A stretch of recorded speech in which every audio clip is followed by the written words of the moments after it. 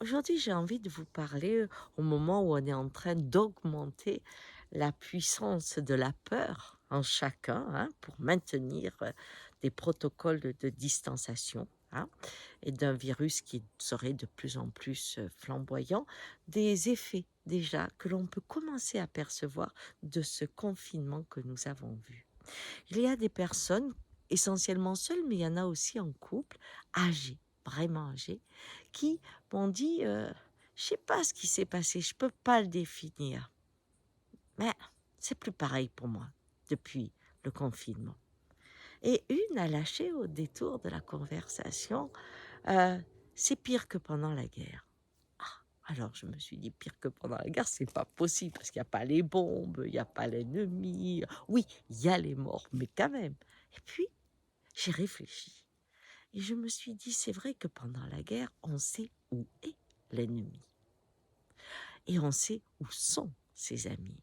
On sait aussi que quelqu'un qui tombe, eh bien, sa famille va être entourée par les bras, par les corps, par les larmes partagées.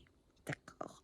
Et là, c'est l'isolement avec l'idée qu'on peut être un ennemi et qu'on ne peut plus regarder personne. Son petit-fils peut être un ennemi, son mari peut être un ennemi, tout le monde peut être un ennemi. Et je comprenais bien.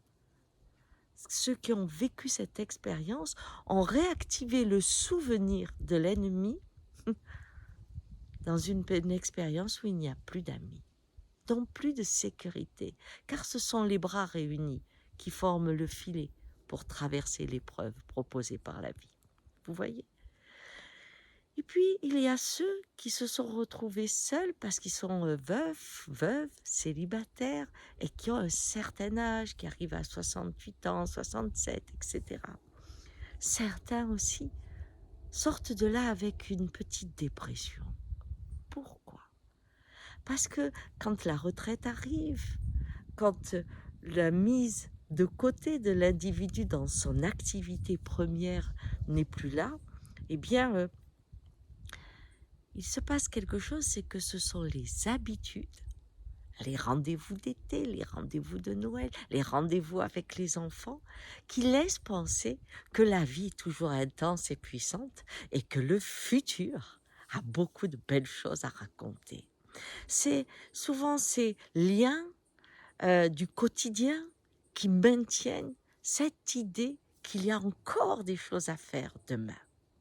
Et quand on fait tomber les habitudes, qu'on se retrouve seul à la maison, apparaît la réalité de la situation.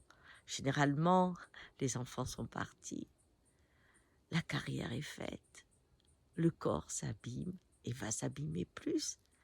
Les petites douleurs vont devenir des grandes et surtout le désir de construire dans le futur apparaît difficile et l'angoisse de mort qui prépare doucement à s'en aller commence à toucher l'horloge du temps.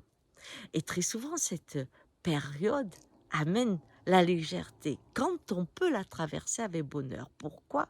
Parce qu'à partir du moment où mon futur est incertain, je fais de mon présent une expérience intense.